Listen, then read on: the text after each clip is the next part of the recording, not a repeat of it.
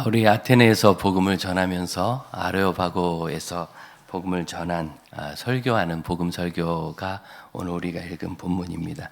아레오바고는 아레스와 파고스가 합해져서 아레스의 언덕이라는 뜻인데, 이 사람들 신화로 거기서 신들이 모여서 재판을 한번 연 적이 있답니다. 그래서 지금도 최고 법정을 아레오파고스라고 이렇게 아레오바고스라고 부른다, 뭐 그렇게 합니다. 굉장히 자신감이 넘치는 말이죠. 그곳에 바울을 세웠다는 것은 본인들이 명확히 하고 싶고 그 다음에 분명하게 논의하고 결정하고 싶다, 이런 의미인 것 같습니다.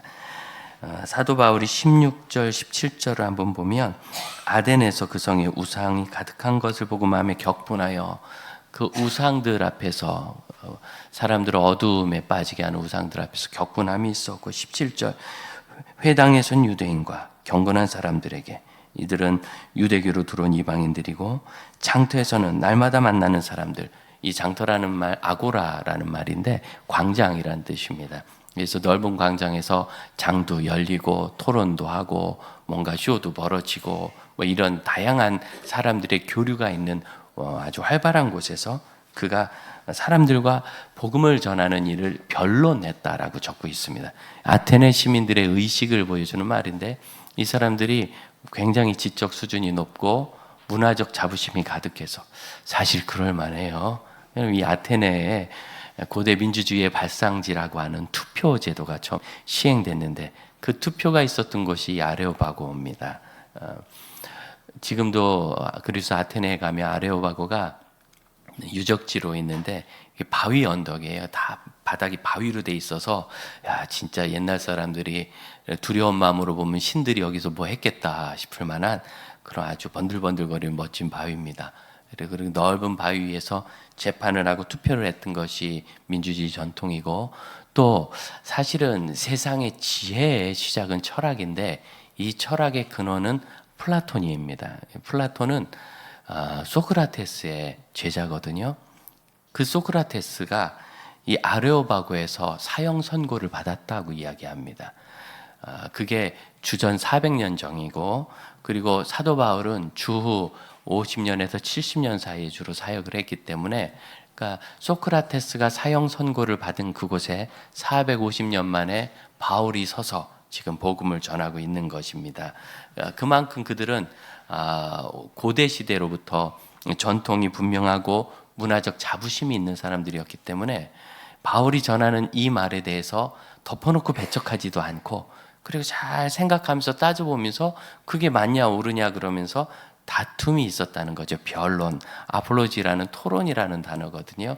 그래서 전도를 하다 보면은 그런 분들이 있어요. 유난히 반대 의견이 있는 분들이 계세요. 뭔가 생각 있고 이렇게 투철한 마음으로. 근데 두 가지 경향이 있는데, 정말 영적인 일에 관심을 가지고 알아보려고 하는 반대 의견이 있고, 그게 싫어서 반대하려고 하는 그런 의견들이 있어요. 이제 이 후자의 경우는 대부분 후천적으로 습득된 것입니다. 제가 만났던 반대 의견 중에 하나는 초등학교 6학년짜리 여자아이에게 복음을 전할 때인데, 여기 분당 쪽에 있는 아이였습니다. 길 가다가 만났죠. 그랬더니 자기는 이 우주가 빅뱅 대폭발로부터 나왔고, 신적 기원 같은 건 아이가 쓴 단어입니다. 없다고 분명히 생각한다. 그래서 너 정말 많이 배웠구나. 어디서 배웠니? 그랬더니 학원 선생님이, 과학 선생님이. 그래서 아이들에게 학원 선생님, 학교 선생님의 영향력이 크거든요. 그분이 아마 대단한 무신론자였고, 이 기독교에 대한 비판 의식이 많은 분이었던 것 같아요. 그리고 어떤 신적 기원이라는 단어를 아이들에게 가르쳐 준 거 보면 교회를 좀 다녔던 분인 것 같습니다. 그래서 그 아이하고 대화를 좀 하고, 내가 좀 얘기를 해줘도 되겠니? 그랬더니 해보라고. 이야기를 했더니 몇 가지 질문을 하면서 잘 들었어요. 잘 듣더니 마지막에 예수님을 영접하고 그 근처에 있는 교회를 다니겠다고, 그때 그 교회 선생님 한 분과 같이 전도를 했는데, 이 아이가 이야기를 해서 그렇게 전도가 됐습니다. 그러니까 영적인 관심은 있지만 밖으로부터 얻은 지식 때문에 거부감이 있는 거죠. 그래서 기독교를 반대하기 위한 반대 의견, 그러니까 무엇이 궁금해서 물어보는 질문, 토론이 아니고 반대하기 위한 반대 의견. 사도 바울이 있었을 때는 아마 반대하기 위한 반대 의견이었을 확률이 높아요. 왜 그러냐면 18절 중간에 보면 이 말쟁이가 무슨 말을 하고자 하느냐. 이 말쟁이라는 이 단어가 잡다한 지식을 갖고 떠드는 사람들 이렇게 콕콕 쪼아댄다는 단어에서 왔거든요. 너 어디서 좀 주워 들은 것 같고 여기서 까부는데 우리는 그거보다 훨씬 수준이 높아. 여긴 아테네고 나는 아테네 시민이야. 이렇게 어떤 우위의 마음을 가지고 있으니까 당신이 틀렸고 내가 맞아 라는 마음으로 이 전하는 부활의 복음에 대해서 전혀 받아들이지 않는 거예요. 그래서 18절 마지막 부분 보면 바울이 예수의 부활을 전하였기 때문이라. 그런데 재미있는 게 이방 신들을 전하는 사람인가 보다 하고 신들 복수를 써 있죠. 여러 신을 전했다는 얘기예요. 그럴 리가. 바울이 하나님을 전했을 텐데. 밑에 보니까 예수와 부활을 전하기 때문이다. 이게 헬라어 문장에 보면 이 신들이 예수와 부활 둘이거든요. 그래서 이 사람들은 예수도 신이고 부활도 신인 줄 안 거예요. 그러니까 사도 바울의 얘기를 정말 귓등으로도 제대로 안 들은 것 같죠. 사도 바울이 아무리 부활을 섬긴다고 그랬어요. 예수께서 부활하셨다 했을 텐데 그들의 신화 속에서는 신들이 그렇게 죽음에서 이기는 그런 이야기들이 좀 있거든요. 그런데 그들의 신화의 신들은 실제로 죽고 죽임 당하는 그런 존재예요. 그래서 이건 또 그들의 신화에 있는 신과 다른 특별한 신인가 보다 그런 생각을 하면서 자, 바울이 전하는 복음에는 큰 관심이 없고 뭐 이렇게 자기들 하는 얘기만. 너무 안타깝습니다. 30절을 보면 사도 바울이 알지 못하던 시대에는 하나님이 간구하셨다. 모르고 하는 얘기니까. 그럼 그에 비해서는 지금은 암과 지식의 전파와 그리고 막힘없는 정보의 흐름이 있는 그러한 시대입니다. 그래서 이 교회가 전도를 열심히 하니까 이 이단들도 죄다 그런 걸 갖다 배워요. 그런데 어떤 분이 한자로 그렇게 풀어요. 이단을 다르리 끝단이다. 그래서 처음은 비슷한데 끝이 다르다. 이런 이야기를 하는데 참 재미있는 풀이고 이단의 성향을 꽤 그것이 전부라 할 수는 없지만 꽤 많이 보여주는 것이다. 그래서 뭐 이렇게 얘기하는 거예요. 보세요. 예수님이 마지막 유월절 만찬을 하셨잖아요. 그러니까 예수님도 유월절을 지켰죠. 네, 구약 성경을 펴봐요. 유월절을 지켜라. 이걸 지키지 않으면 이스라엘에서 끊쳐지리라. 그런데 성경에서 유월절이 끝났다는 얘기가 어디 있어요? 그런데 예수님은 또 거기 보니까 너희도 이것을 행하여 나를 기념하라 하셨죠? 네. 이 유월절을 지키라고 하셨는데 교회가 요새 유월절을 안 지키고 부활절을 지키는 게 잘못이라고 이야기를 하는 거예요. 정말이네요. 이렇게 호딱 넘어가게. 그런데 그 본문의 말은 정말 너무 나쁜 사기인데 왜 그러냐면 문장을 읽어보면 너희가 이것을 행하라는 것은 유월절이 아니에요.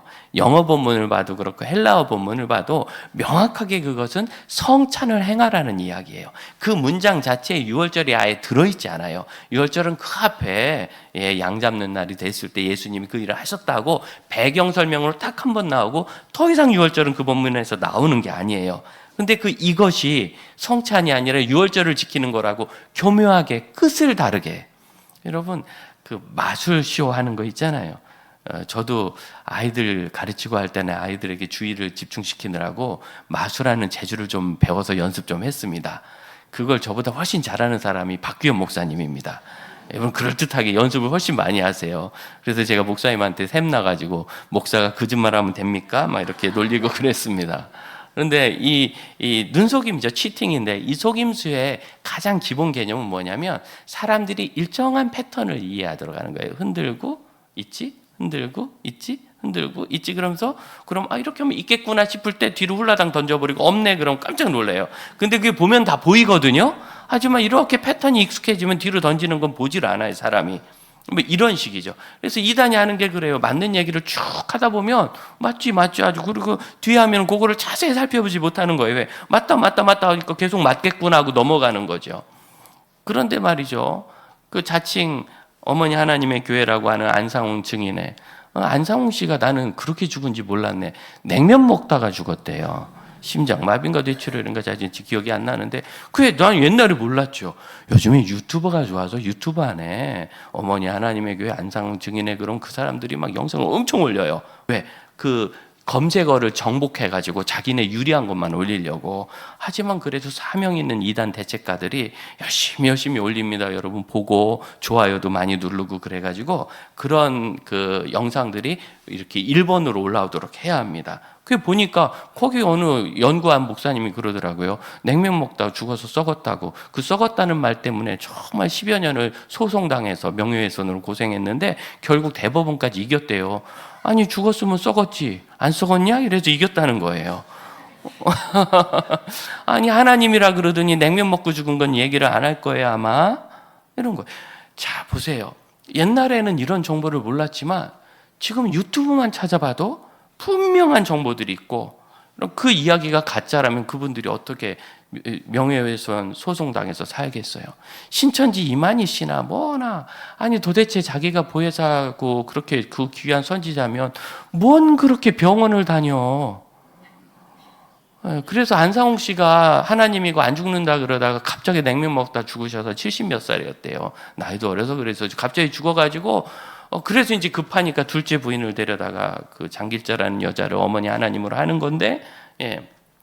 이건 제 얘기가 아니라 저도 유튜브에서 본 얘기입니다. 이렇게 요즘은 또 이렇게 그 소스를 밝혀야 소송당하지 않는답니다.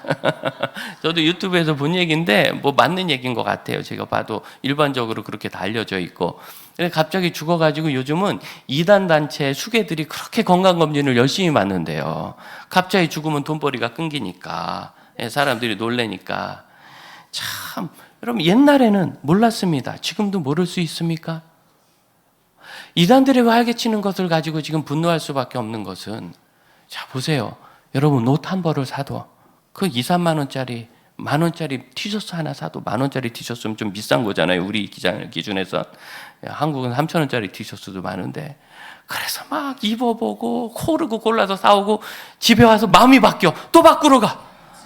만 원짜리 티셔츠 한 장 사면서. 그런데 여러분 자기 생명과 영생을 건 이 신앙의 진리 문제에 대해서는 그만큼도 연구 안 하고, 과연 핑계할 수 있겠어요? 나 몰라서 그랬다고. 이제는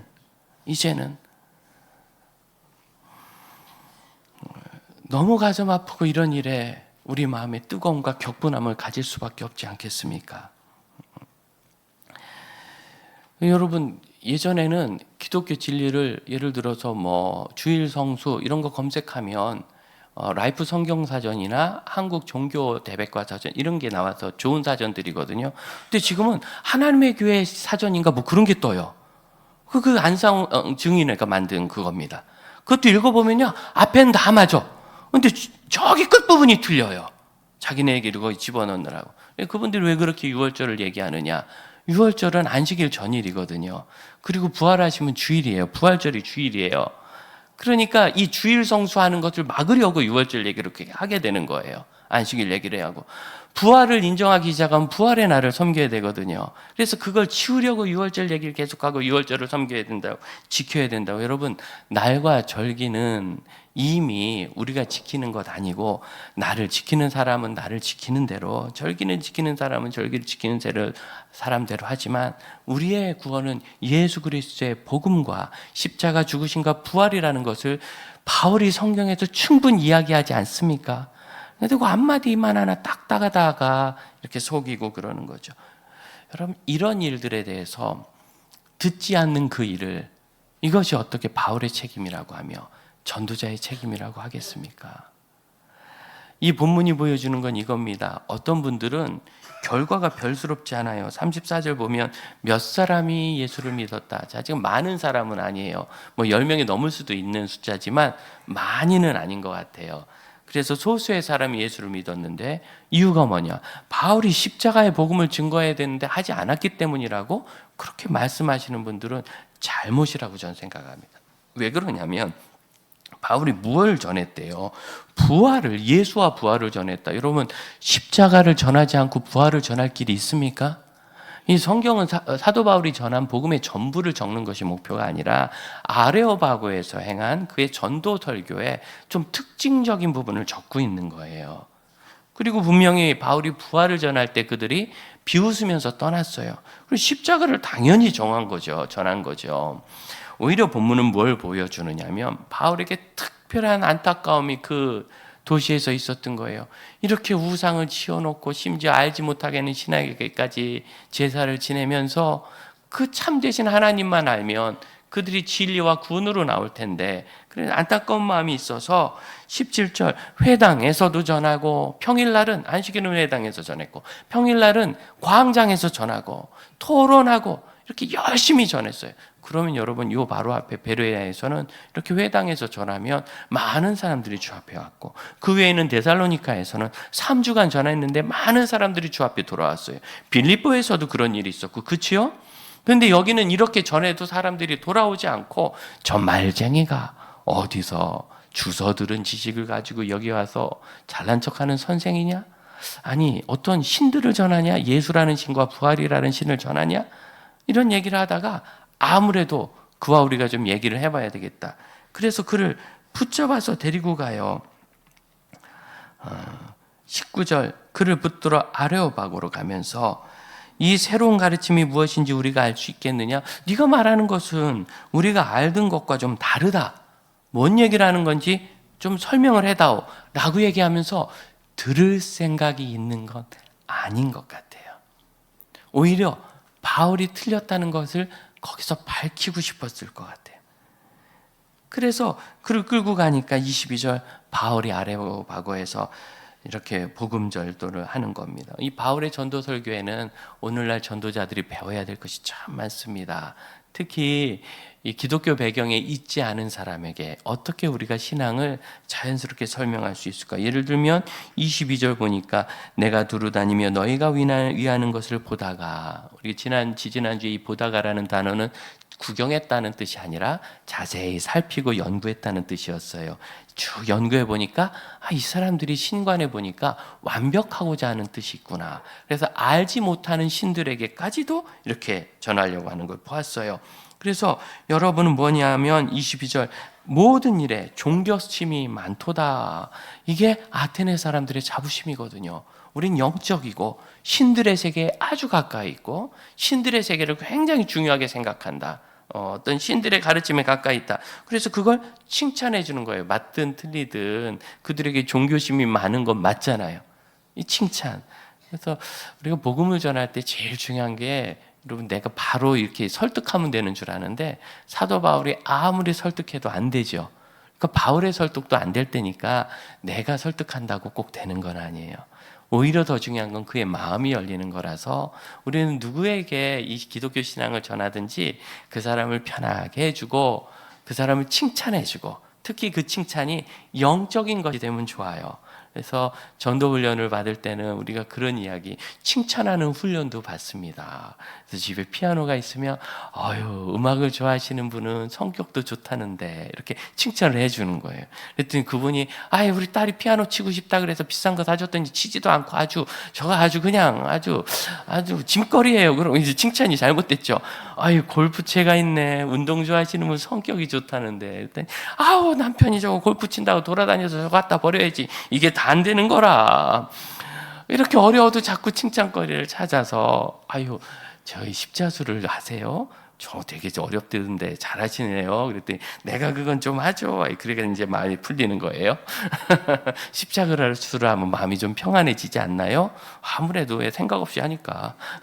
십자수 할 때 이 색깔이 맞는가 이런 거 안 하잖아요. 그냥 생각 없이 하다 보니까 단순해지는 거예요, 생각이. 그렇죠. 참 평안은 우리에게 참 중요한 것 같습니다. 이렇게 하면서 복음으로 넘어가는 거예요. 그러니까 바울이 굉장히 잘한 거예요.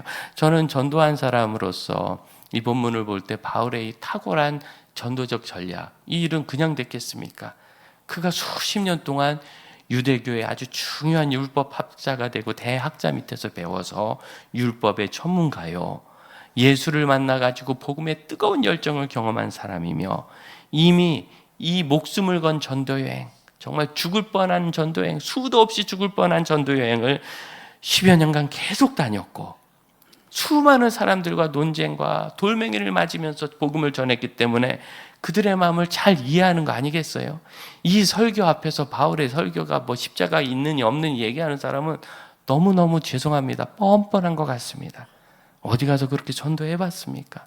전도를 안 해봐서 그런 거예요. 전도를 해보면 우리식으로 여러분 아이들이 교회 새 신자가 오면은 야 여기 좋다 하고 신발 신고 아무데나 올라간단 말이죠. 전도를 해본 사람은 아이고 야 거기는 올라가면 안 된다 이리 내려와 하고 쓱 닦아주고 말지만, 안 해본 사람은 어디 하나님의 조언에서 신발 신고 그런 데 올라가느냐고 야단을 칠 수 있는 거예요. 안 해보니까. 사도 바울이 그들의 마음을 이해하면서 이렇게 쭉 또 23절에 보면 그들이 무엇라고 하느냐면 알지 못하는 신에게, 이게 아주 좋은 전도의 매개가 된 겁니다. 신에게 제사를 지내면서 그 신이 누군지도 모른다니 그 신이 누군지 내가 알려주겠습니다. 그렇죠? 그러니까 지금 이 아테네 사람들이 우리는 너보다 많이 알아, 우린 바울 당신보다 많이 알아 라고 한 영적 교만을 그대로 찌른 거예요. 아주 좋은 말로. 알지 못하는 신에게까지 이렇게 제사를 지내는 종교심이 높은 여러분, 그런데 그 알지 못한다는 신을 내가 알려드릴 수 있습니다. 이렇게 길을 열어가는 건 얼마나 탁월합니까? 그래서 이 바울의 이 설교에는 우리 하나님이 어떤 분인지 불신자들이 들어야 되고, 또한 이 시대에 우리가 하나님 앞에 나가는 이 믿음을 뭐가 가로막는다고요? 순수한 영적인 궁금증은 가로막지 않는데 세상으로부터 받은 영향들, 그 6학년짜리 아이가 학원 선생님 영향을 받았듯이 세상으로 받은 영향들은 우리가 하나님 앞에 나가는 것을 가로막아요. 여러분, 이 시대에 우리가 살고 있는 것은 바울이 지금 사역하고 있는 아테네 아크로폴리스와 다를 바 없습니다. 수많은 우상, 신전, 잘못된 신관처럼 우리는 하나님을 하나님이 아닌 것과 바꿔놓는 경우가 많아요. 모든 욕망, 아담과 하와는 그 열매만 따먹으면 자신들이 정말 행복할 줄 알았는데 하나님 아닌 것 잘못 바꿔놓고 잘못 추구하고 영벌에 들어가는 끔찍한 현상을 우리 인류에게 남겨두지 않았습니까? 그래서 우리는 하나님을 정말 잘 알아야 합니다. 23절 보면 너희가 알지 못한 것, 그 하나님은 누구냐? 그 하나님은 우주를 창조하신 창조주 하나님이세요. 그래서 그 창조주 하나님 24절 봅시다. 우주와 그 가운데 있는 만물을 지으신 하나님께서 천지의 주재, 주권자, 다스리시는 자, 왕이에요? 왕이신데 손으로 지은 전에 계시지 않고 우주를 다 지은 창조주신데 그런 신이 사람이 만든 신전 안에 들어가신다는 게 말이 되는가? 그래서 이런 일이 생긴 이유는 하나님께서 하나님을 찾을 만한 것을 사람의 마음에 두셔서 그것을 신학자들은 종교의 씨앗이라고 얘기합니다. 이런 씨앗으로 27절 사람으로 혹 하나님을 더듬어 찾아 발견하게. 그런데 이 더듬다라는 단어가 손으로 만진다는 단어인데 여기에 기원형이라는 아주 특별한 형태의 동사 형태가 쓰여서 헬라어 동사가. 그래서 이게 더듬을 때 꼭 만져야 되는데 하고 더듬는 거예요.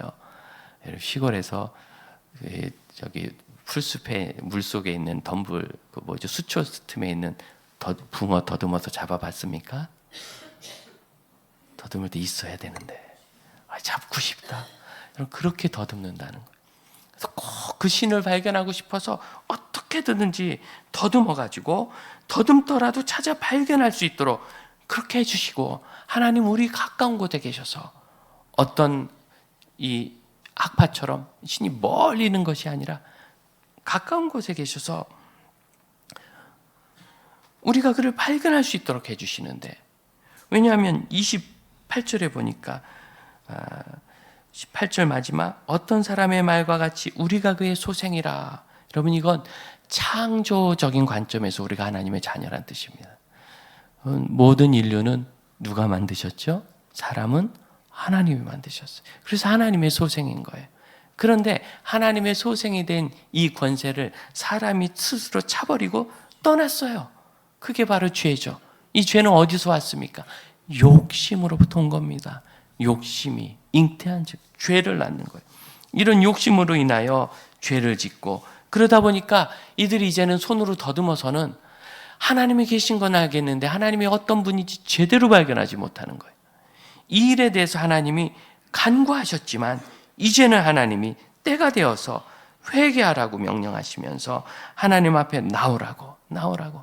여러분, 이 시대 우리에게 있는 우상 숭배와 같은, 아크로폴리스에 있는 사람들의 문제와 같은 문제는 뭐냐면, 우리 주변에 있는 많은 영적인 영향력 앞에 우리가 굴복하고 그것을 영향받아서 살면서 그런지 모르는, 하나님을 하나님으로 알아야 돼요. 잘 생각해 보세요.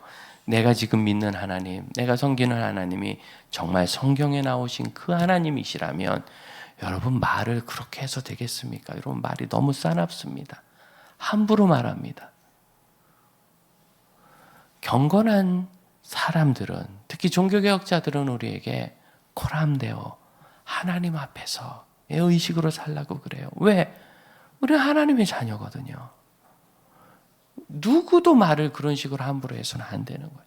그런데 저도 언제 그러냐면, 제가 장지교회 담임 목사니까 우리 성도들이 창피하지 않도록 중후하게 할렐루야 이렇게 말하고 싶다 싶은데, 목사님들 만난 곳에서 뭐 이상한 소리를 하면 나도 거기 슬슬 끼어들면서 은혜롭지 못한 얘기를 저도 하더라고요. 제가 다른 목사님들을 비방하고 싶은 게 아니라 그런 분들을 만나다 보니까 나도 막 그렇게 되는 거예요. 그래서 나중에는 그렇게 나를 이끄는 목사들은 만나지 말아야지 하고 막 리스트도 작성하고 그랬어요. 벗어나고 싶은데 이 주변 환경의 영향에서 쉽게 제가 벗어나지 못해요. 무슨 소리냐면, 내가 하나님 앞에 있어야 되는데 내가 처해 있는 환경 앞에 있다 보니까 하나님 앞에서의 신적 임재의식이 사라지고 지워지는 거예요. 누가 우리를 불안하게 하고 누가 우리를 불행하게 합니까? 하나님과 성령이십니까? 이 세상과 세상이 유혹하는 일들이잖아요. 그 집을 얻으면 네가 행복하겠고 그 자리에 오르면 네 문제가 해결될 거니까 그때까지 다 미루어 두라고 해서 우리 자녀들의 신앙일을 미루어냈다가 우리가 지금 이 꼴이 되지 않았습니까? 여러분, 그래도 나이 커서 이제 지가 정신 차리고 하나님 앞에 나오면 신앙 성장하겠다. 아니요. 초등학교 때 배워야 될 게 있고 청소년 때 배워야 될 게 있는 겁니다. 그게 없어도 살겠지만 있는 사람보다 제대로 못 사는 것입니다. 그래서 모태신앙이 믿음이 잘 자라면 귀하고 위대한 거예요. 헌신하고 결단하고 세상을 떠나고 하나님의 의를 쫓는 다윗의 자손, 예수 그리스도의 후손, 그 제자들의 제자 같은 제자들을 배우게 되는 겁니다. 그런데 그걸 뒤로 미뤄요. 누가 그 말대로 해준대요. 과연 우리가 정말 하나님을 하나님으로 섬긴다면, 성경이나 하나님을 그대로 믿는다면 우리가 지금 결정하고 행동하듯이 우리 자녀, 우리 손주들의 문제들을 그렇게 할 수 있겠습니까? 하나님 앞에서 우리가 하나님의 영광을 구하는 방식을 바꿔야 합니다. 29절을 보면 하나님의 소생이 되었은즉 하나님을 금이나 은이나 돌에다가 사람의 기술과 고안으로 새긴 것 같이 기술적으로 멋있게 만들어 놓고 신상들을요 고안으로 고민해서, 여러분 지금 아레오바고에서 바울이 설교할 때 아레오바고에서 저기 멀지 않은 곳 걸어가도 10분, 15분이면 가는 언덕 위에 그 유명한 아테네의 파르테논 신전이 있습니다. 그 대단한 신전, 역사상 최고의 세계 인류문화유산 1호가 그거예요. 그런 신전이 보이고 그 밑에 보면 승리의 여신이라는 니케 신전이 있어요. 여러분 나이키라고 하는 그 나이키가 니케입니다. 근데 원래 이 승리의 여신이라는 여자는 등에 날개가 있는 신으로 그렇게 돼요. 근데 아테네 사람들은 그 날개를 없애버렸어요. 그때다가 여러분 운동화에 붙였습니다. 그게 이렇게 생긴 겁니다. 왜 뗐느냐? 그때 아테네가 스파르타하고 끊임없이 전쟁할 때거든요. 승리의 여신이 날아가지 못하고 여기 있어야 된다고 날개를 끊어버린 거예요. 사람의 고안으로 내가 필요한 대로 움직이는 것을 신으로 생각합니까? 사람의 손으로 만든 것을 섬기는 24절, 주께서 손으로 지은 전에 계시지 않고 25절, 무엇이 부족한 것처럼 사람의 손으로 섬기는 하나님, 내가 이렇게 섬겨주니까 기분 좋지요?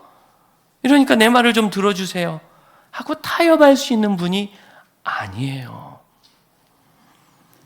우리가 하나님을 하나님으로 잘 믿어야 합니다. 사람은 본래 하나님으로부터 난 하나님의 자녀라. 하나님과 함께하는 것이 자연스럽고, 그래서 하나님께서 그 하나님의 일에 우리를 불러 초청하시는 겁니다. 우주를 만드신 하나님께서 무슨 내 능력의 도움이 필요하겠어요? 주의 일을 섬기며 이 세상을 하나님의 나라로 만들어 가야 되겠다. 가정에서도 직장에서도 했을 때 어느 날 깨닫는 거예요. 아무리 봐도 하나님께 내 도움이 하나도 필요 없는데 그 하나님의 좋은 일에 나를 불러 나에게 맡겨주신 것은 하나님의 일에 참여하게 하심이 아닌가. 그럼 이 자리에 대통령이 여러분을 불러서 당신이 평생 직장 생활 잘했는데 직장 능력 연구소 해가지고 직업 비서관으로 내가 당신을 부르겠어. 당신 평생 집 졌는데 내가 도시개발 비서관으로 당신을 부르겠어. 내가 이 임기 3년 남았는데 나를 좀 도와서 일을 합시다. 당신 학교에서 열심히 가르쳤는데 교육개혁 비서관으로 내가 부르겠어. 안 갈 사람 아무도 없어요. 여러분 가세요. 혹시 그런 일이 있으면 제가 주보 낼 거예요. 우리 교회 아무개가 이렇게 인정받아서 국가의 중요한 정책 비서관으로 갔다고.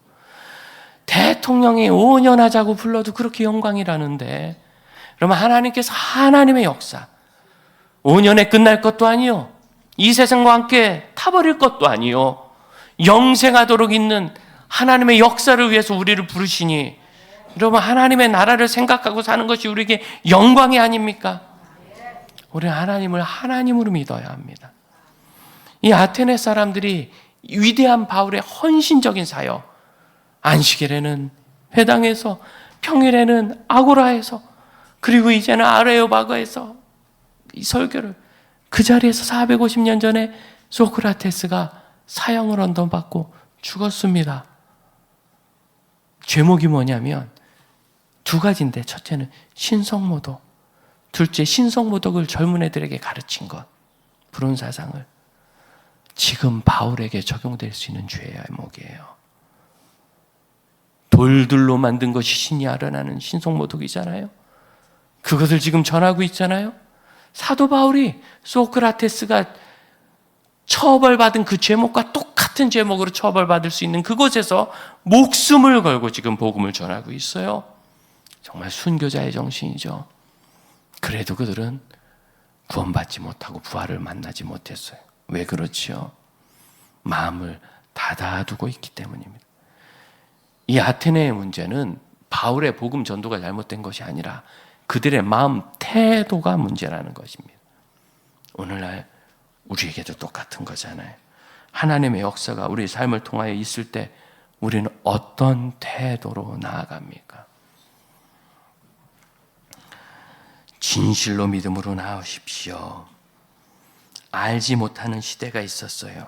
우리 하나님은 창조를 하신 후에 26절 중간에 보면 온 땅에 살게 하시고 그들의 연대를 정하셨다. 연대라는 말은 그 유명한 카이로스, 의미 있는 시간을 말합니다.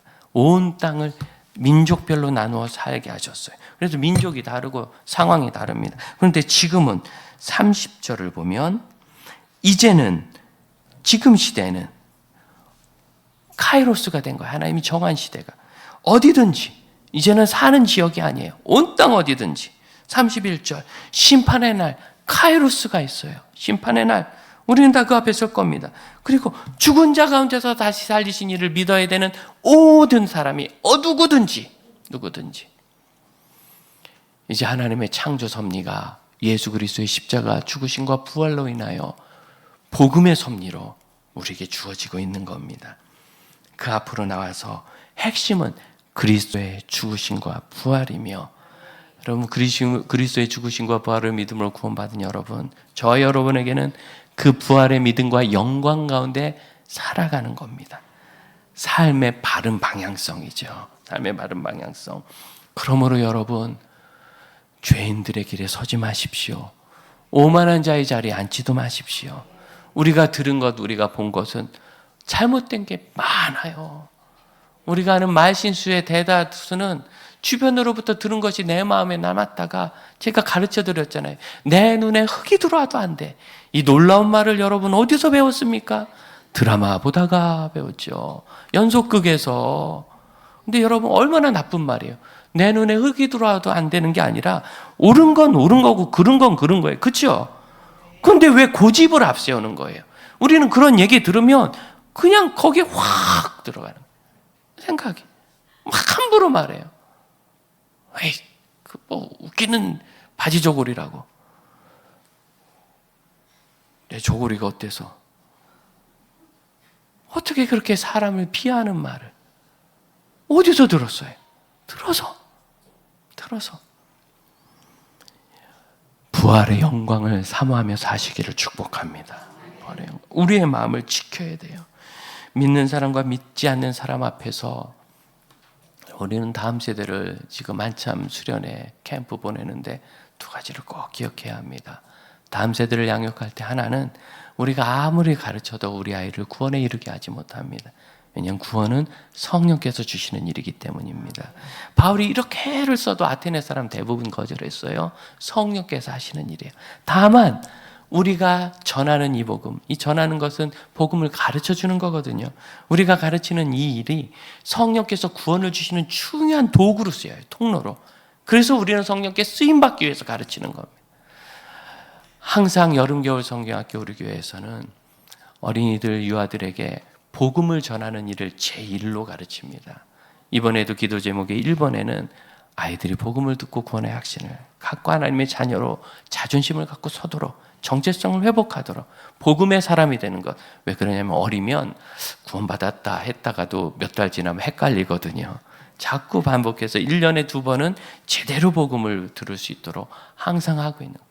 두 번째 중요한 건 뭐냐면 복음을 들어 구원받은 이후에 그 사람이 성장하기 위해서는 기독교 교육이 반드시 필요하며 이 양육 없이 누구도 성장하지 못하는데 여러분 가만히 보세요. 내 속사람은 예수 믿고 천당 갔으니까 됐네 하고 그냥 간신히 주일 예배 드리면서 여러분 주일 예배는 뒤로 미끄러지지 않도록 지탱하는 거지 한 걸음도 앞으로 못 나가요. 말씀 듣고 배우고 기도하고 봉사하고 교제해야 되는데 그런 일은 없이 간신히 주일 예배 드려서 예수 믿은 지 30년 지나도 내 영혼은 초등학생 같은 영혼 아닙니까?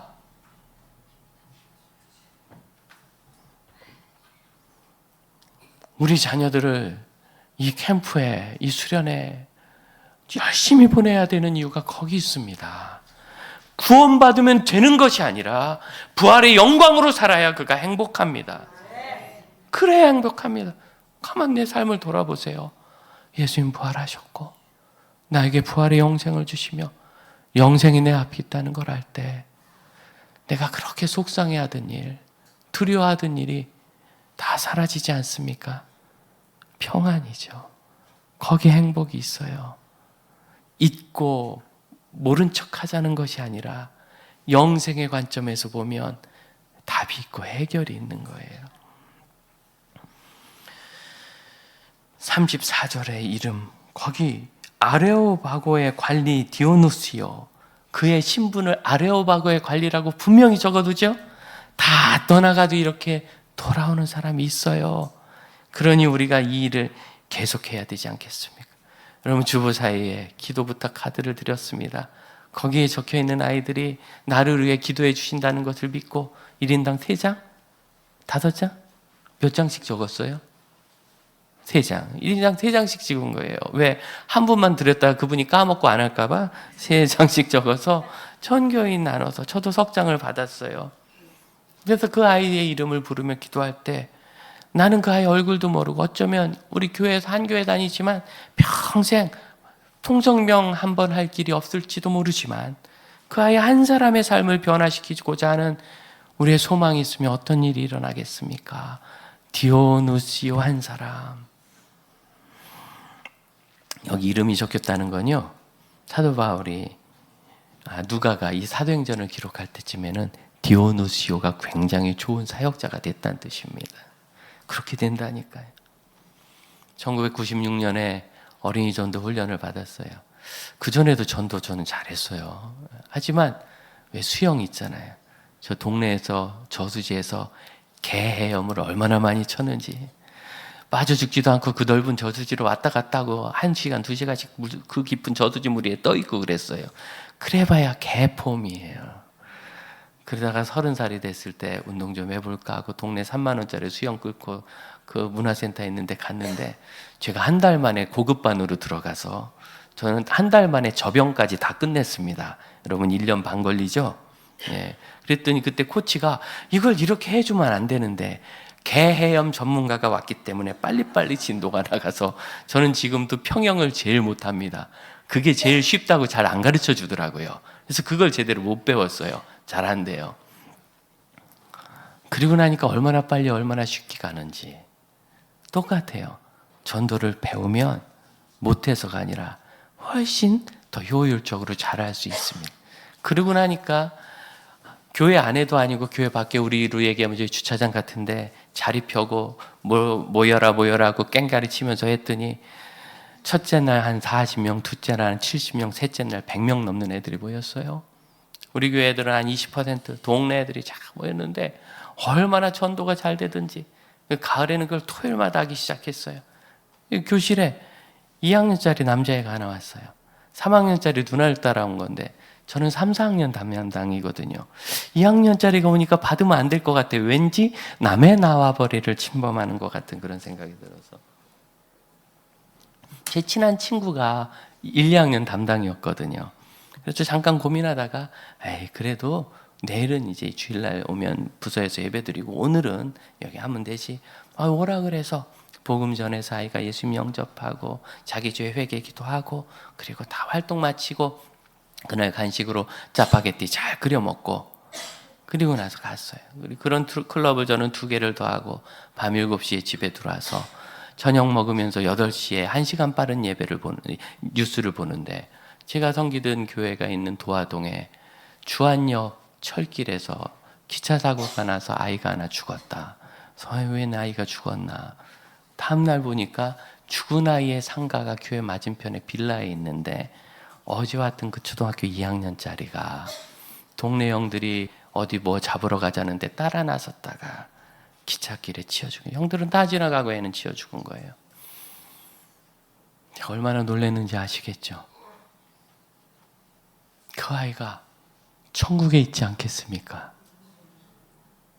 그래서 그날 오후에 그 집에 가서 조문을 하고 말씀을 드리고 했더니 그 엄마가 해준 얘기가 우리 애를 천국으로 인도해 주셔서 고맙습니다. 교회 안 다니는 분이에요. 2번째, 우리에게 마지막 음식을 주신 분이라 고맙습니다. 짜파게티인데 제가 그게 마지막 건 줄 알았으면 곱빼기로 끓여줄 건데 알았나요? 그리고 그분들이 그 다음 주일날 교회를 나왔어요. 그들을 계속 다니진 못했지만 이사 가시고 우린 분명히 알아요. 오늘이라도 주님이 부르시면 우리가 끝난다는 거. 하지만 다 그렇게 생각은 안 해요. 다 내일도 있다고 생각하고 그러지. 하지만 주께서 정하신 심판의 날이 있습니다. 그 날이 언제일 줄 알지 모르는데 제가 30대 초반에 뭔가 설문검사를 했더니 당신의 생애는 76세라고 그래요. 제가 76세에 죽는다고. 그래서 그때부터 난 76세에 죽을 거니까 그때까지 내가 힘을 다 쓰고 가리라. 정말 열심히 사역했어요. 잠 안 자고 피곤해도 어차피 76세는 죽을 거니까. 그런데 우리 장주교회 와서 어느 날 검사를 했더니 난 한 것도 없는데 86세까지 산다는 거예요. 10년이 연기가 됐어요. 그러고 나니까 디스크 수술 받고 이런 게 다 문제가 되는 거예요. 76세면 재발하기 전에 죽을 것 같은데 86세면 재발할 것 같은 거죠. 그래서 야 이거 건강 관리를 해야 되겠다. 최근에 했더니 92세를 산대요. 야 이거 어떡하는가? 준비를 해야 되는 거예요. 하지만 여러분 그건 그냥 그렇단 얘기고 기대 여명이고 내 삶이 어찌합니까? 하나님의 정하신 연대가 있어요. 그날이 언제인 줄 알고 우리가 이렇게 게으르게 있고 나태하며 나중에 잘 믿지라고 미루겠습니까? 여러분 생각해 보세요. 지금 내가 여행 가는 거 나중에 이걸 미루는 것과 내가 지금 예수 만나고 더 경건을 쌓고 여행을 평생 못 가는 것과 뭐가 우리에게 행복이죠? 물론 경건도 하고 여행도 가야죠. 그렇게 할 수 있어요. 하지만 그냥 극단적 비교를 한다면 그렇습니다. 왜 여러분 미루십니까? 기도합시다. 우리가 이날에 결정하고 결심해야 될 것이 무엇인지 생각하며 하나님을 하나님으로 믿기 원합니다. 그리고 우리에게 진실한 이 하나님에 관한 인식이 아테네 아크로폴리스에 있는 시민들처럼 세상 바라보고 자기 유익을 위하여 교만한 것이 아니라 하나님을 위하여, 그리고 부활 영광을 누리며 사는 삶을 위하여 각성케 하옵소서. 우리 합심하여 기도하겠습니다. 주님, 주께서 저희를 위하여 하시는 일을 기대합니다. 하나님의 은혜를 바라봅니다. 저희가 사는 짧은 생애 중에 오직 주를 더욱더 발견하게 하여 주시고 따르게 하여 주옵소서. 여러분, 기도하는 중에 한 가지 기도 부탁을 더 합니다. 김현주 자매를 위해서 기도해 주세요. 나이가 들어 갑자기 암이 와서 지금은 중환자실에서 산 것도 아니고 죽은 것도 아닌 상태인데 이제 깨어나서 한 번은 예배드리고 갈 수 있기를, 그를 위해서 여러분 한 번 더 기도해 주시기를 부탁드립니다. 김현주 자매입니다. 기도하겠습니다. 하나님, 김현주 자매를 불쌍히 여기시며 그 가족을 불쌍히 여기시고 저에게 구원의 여망을 주사 회복되게 하시며 일어나게 하시고 예수 그리스도의 복음과 은혜 안에 다시 일어나 주께서 주신 아름다운 일을 계획하고 믿음의 삶을 살게 하여 주옵소서. 우리 자리에서 일어나 함께 찬양합시다. 수많은 무리들이 줄지어, 수많은 무리들을 줄지어 그분을 보기 위해 따르는, 그분을 보기 위해 따르는 평범한 목수이신 그분 앞에 모든 무릎이 꿇어 경배하네. 모든 문제들 하나하나 죽음까지도 힘을 잃고 생명의 근원 되신 예수 이름 앞에 모든 권세를 굴복하네.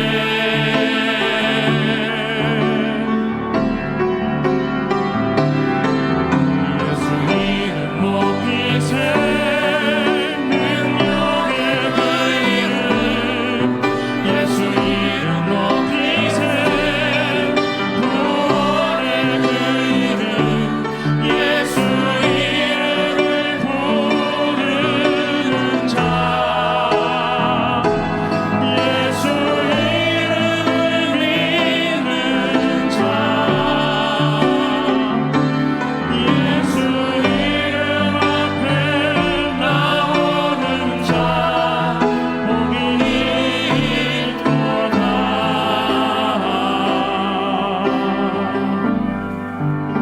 우리의 구원이신 주의 이름을 높입니다.